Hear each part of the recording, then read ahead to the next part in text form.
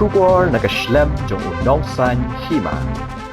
Ka jingmi ka Khubor kini kisngi bagawe ki Khynnah school kala Shah dung thernya haki brio ki bamshimla itho kala penong ki Kmie ki pa ban ngos ier ban pha ya marway ban let ban wan phai na school sheying kat hadu bagi ha ban penut ya kapor bagi ha ban let bo ban let Shah hi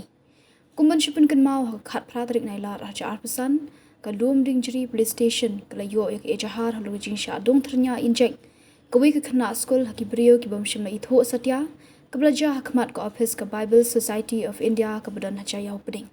Kani ki jingmi ka Khubor ka lepens ier ki mi ki pa ki basa Jaïaw lom ding jri bat ki shnong bamarjan ki bayat linti nakmat ka office BSI Jaïaw ka badan Hajan Sinot College ban pha school shi ki babun ki school ki badan hakni ka than kum ka KJP Girls Higher Secondary School Jaïaw Presbyterian Higher Secondary School Sinot Higher Secondary School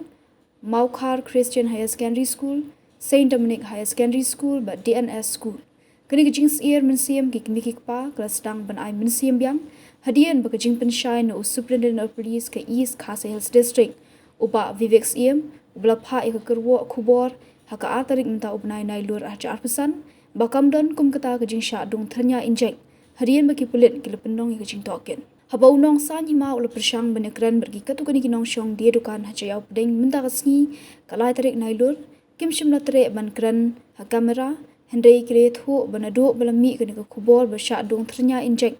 ki Kmie ki pa kim shingan shu ban pha yat marway ya ki Khun ban Shah school kham tam ki to ki bayat nakman ka BSI office ka balami ka jingkno ba Shah dung thernya Injek namar ki la shifting kire thu bawat ki ba shong dukan ki don lang ka jings ier mensiam ledak hang miet ki dukan namar kim sngo shngan hendai ki don ka jingkerman ba jing shngan kan wan biang Kenang bagi Khynnah school kin shngan bagi let bat ki wan shayi.